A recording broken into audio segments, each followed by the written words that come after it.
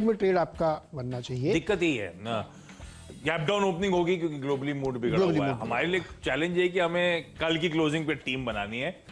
तो एक्चुअली कल शाम तक तो 10 के 10 बल्लेबाज थे, आपसे ही कह रहा हूं मेरे पास।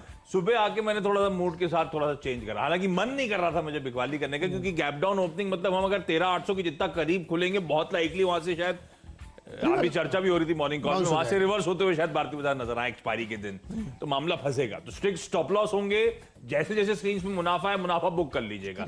शाम के 3:30 बजे के रिटर्न जो होंगे वो अलग कहानी होती है, लेकिन आपको स्मार्टली इंट्राडे में अपने आप को स्ट्रेटेजाइज करना होगा। तो 10 बल्लेबाजों को हटा के मैंने 5 बल्लेबाज और 5 गेंदबाज कर दिए। अभी कुछ तो दिन के रिटर्न भी कमाने हैं, हाँ। लेकिन लॉजिकली बिकवाली उन स्टॉक्स में बता रहा हूं मैं जहां पे शायद वैसे ही वीक नजर आ रहे हैं स्टॉक्स, और शायद दिन के दौरान अगर बाजार में प्रेशर माउंट होता है किसी भी कारण से एफआईज फिर सेल करते हैं। कल हुआ क्या था, कल इस तरह का दबाव क्यों देखने को मिला था? कल एफआईज ने 1600-1700 करोड़ रुपए कैश मार्केट में माल छोड़ा, डीआईज ने कुछ नहीं खरीदा। कल मेरे ख्याल से 3 करोड़ की नेट बिकवाली का आंकड़ा है, हाँ बिकवाली का आंकड़ा है, तो किसी ने कुछ खरीदा नहीं, तो उसका इंपैक्ट कॉस्ट जो एफआई की सेलिंग का तो बहुत तगड़ा था। इसीलिए भारतीय बाजार में इस तरह का दबाव, इस तरह का प्रेशर माउंट होता हुआ नजर आया। तो ये डर है, ये अगर हल्की सी बिकवाली फिर आती है तो उसका इंपैक्ट ज्यादा देखने को मिलेगा हमको स्क्रीन पर। लेकिन जो स्टॉक्स वीक हैं वो हाईलाइट करता हूं। तो कहीं भी लगता है स्क्रीन पे दबाव वापस बढ़ रहा है तो शायद ये स्टॉक्स हो सकते हैं जो गिरावट को लाइकली लीड कर सकते हैं, पर यही वो स्टॉक हो सकते हैं जो अगर बाजार में ट्रेंड पलटा तो उतनी तेजी से घूमेंगे फिर, ये ध्यान रखना है आपको। पहला स्टॉक है जुबिलिएंट फूड वर्क्स। इसमें मेरा मानना है कि शायद दबाव गहराता हुआ नजर आए, बहुत तगड़ा बिल्डअप हुआ था, बहुत स्ट्रॉन्ग एक्यूमुलेशन हुआ था स्टॉक में, आप लोग को याद होगा 2600-2700 के जोन पे जाके स्टॉक खड़ा हुआ है।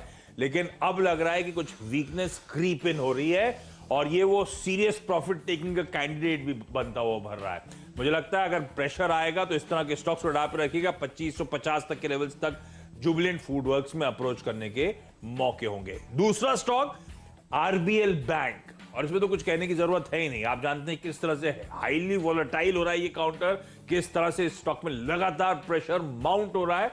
तो अगर दबाव गहराना है तो मुझे लगता है आरबीएल बैंक वो काउंटर हो सकता है जिसमें काफी हद तक, मैं बैंक्स और फाइनेंशियल कई सारे स्टॉक्स लेकर आया हूं जहां पे मुझे लगता है वीकनेस है। तो वीकनेस है, अगर प्रेशर माउंट होगा तो स्टॉक्स और दबाव दिखाएंगे। तो आरबीएल बैंक 210-212 के जोन तक शायद जाने के मौके हो सकते हैं, लेकिन फर्स्ट हाफ में ही सारे सेल्स में मुझे लगता है अगर मुनाफा आ रहा हो तो बांध लेने का है।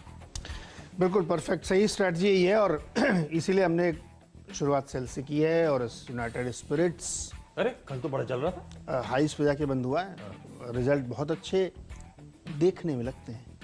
अंदर आप जब डिटेलिंग देखोगे तो वॉल्यूम ग्रोथ उतनी अच्छी नहीं है, तो इसलिए मुझे लगता है कि प्राइम एफएसआई नंबर देख के हाई बनाए, कल देखिए ऊंची काफ़ी ऊपर गया ये, लेकिन बहुत सारे जो इवेंट हैं वो इनके अगेंस्ट जा सकते हैं यहाँ से बजट है उसके बाद तक। तो इसलिए मुझे लगता है कि यहाँ पे प्रॉफिट बुकिंग होनी चाहिए और वो होगी भी, क्योंकि रिजल्ट के पहले अच्छी तेज़ी आपने दिखाई, तो वहाँ से एक सेल बनता है। और रिजल्ट के डिटेल्स में आप जाएंगे तो आपको उतने इनकरेजिंग शानदार रिजल्ट नहीं लगेंगे कि पूरी रिकवरी होगी, थोड़ी सी भी दिक्कत है।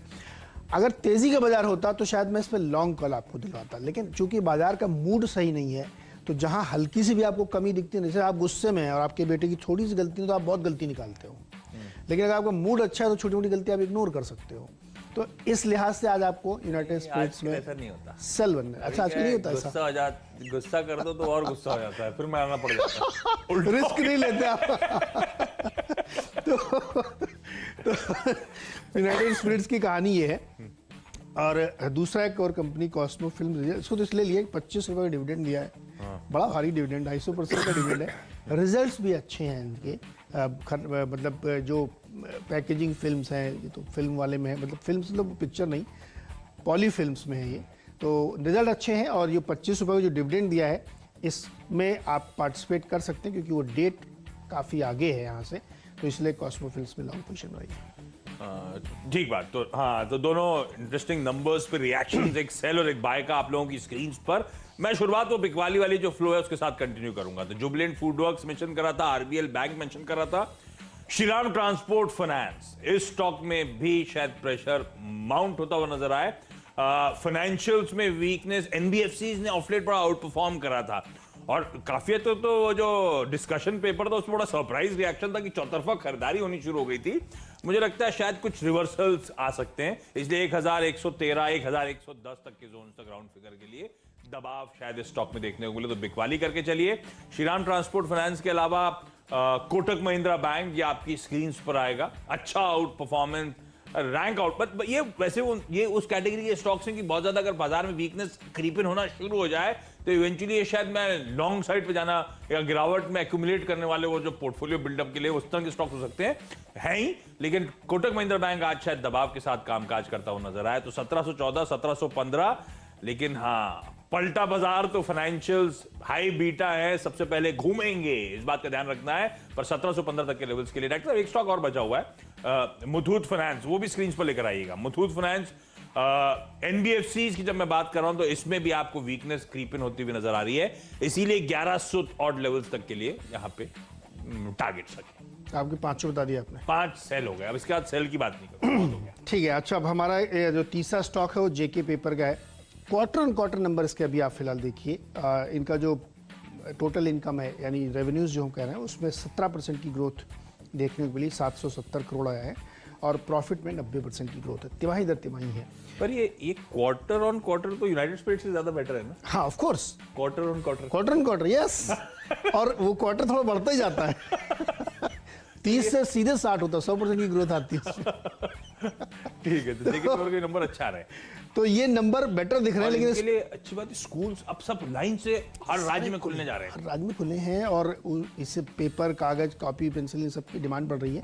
तो मुझे ऐसा लगता है थोड़ा ये सस्टेन कर जाएंगे रिजल्ट अगले 1-2 क्वार्टर तक, और तो इस वजह से हालांकि स्टॉक कल चला है, मैं इसलिए आपको पहले से वर्ड ऑफ कॉशन दे रहा हूँ कि स्टॉक में कल तेजी थी, लोगों को अंदाजा रहा होगा कि भाई स्टॉक परफॉर्म कर सकता है, लेकिन अभी भी रिजल्ट इसके अच्छे हैं। जैसे जेके टायर में हमने आपसे कहा था रिजल्ट बहुत दमदार आए थे, स्टॉक चलने के बावजूद फिर चला था अगले दिन 15%, तो वैसे ही परफॉर्मेंस हमको लगता है जेके पेपर में हो सकता है। तो यहाँ पे आप बाई करके चल सकते हैं। अब 2 मेरे सेल वाले, एक बजाज ऑटो, एक हीरो मोटो, दोनों तो बड़ा अच्छा आउट परफॉर्म कर रहे हैं, इसीलिए तो प्रॉफिट बुकिंग देखिए, इसमें कोई दिक्कत नहीं, फंडामेंटली कुछ चेंज नहीं है, लेकिन 4,4100 रुपए का बजाज ऑटो, हीरो मोटो भी आप देखिए वो भी 32-3300 रुपए का, 3356 रुपए का है।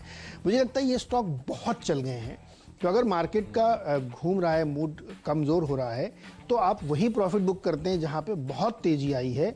और बजाज ऑटो की तो अनप्रेसिडेंटेड तेज़ी, मैंने ये हम लाइफ हाइज के भाव होंगे, लाइफ हाइज पे, तो ये लाइफ हाइज वाले जो स्टॉक हैं वहाँ पे आपको प्रॉफिट बुकिंग देखने को मिलेगी। और जो 2 व्हीलर की ऐतिहासिक बिक्री हम लोगों ने पिछले कुछ महीनों में देखी है, वो अब जाके एक प्लेटो में कन्वर्ट होगी, धीरे धीरे वो सेटल होगी। तो यहाँ पे प्रॉफिट बुकिंग दोनों स्टॉक में बनती है। बट वही बात जो अभी आशीष कह रहे थे कि मार्केट घूमा अगर तो ये गिरेंगे नहीं, तो इसलिए फिर बजाज ऑटो और हीरो मोटो की आप स्ट्रैटेजी देख के बनाई इस पे। दोनों में से है। चलिए अब बात करते हैं डिपेंडेबल की। अच्छा, अब खरीदारी करने की बात करूंगा डिपेंडेबल के तौर पे एक स्टॉक जो, और खबरों की वजह से जो स्टॉक्स एक्शन में रहेंगे लार्जली उनको टीम में उतारने की कोशिश है।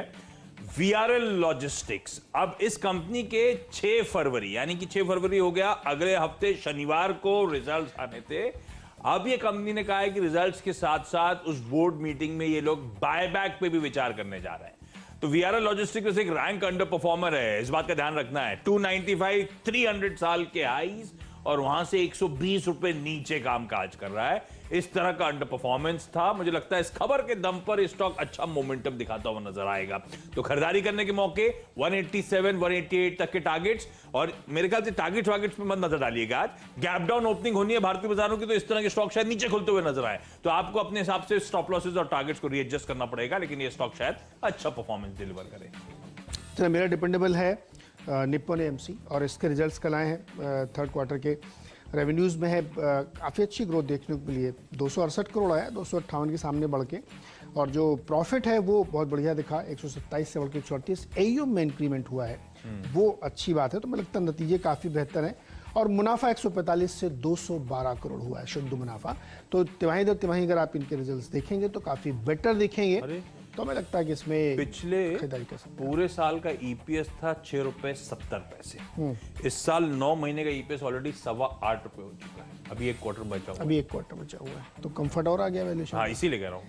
और ये बीटन डाउन है, ये मेरे ख्याल से साल के हाई से 450 के आसपास, और ये चल रहा है 300 के आसपास। तो अंडर परफॉर्मेंस था और रिजल्ट बाकी स्ट्रॉन्ग। म्यूचुअल फंड वाला स्टॉक खरीदारी करके इस पे चलिए। और 6 आपके हो गए। हाँ मेरा तो डिपेंड तो चलिए फटाफट एक ब्रेक, और ब्रेक से जब लौट के आएंगे तो पिंच हिट और फ्री हिट।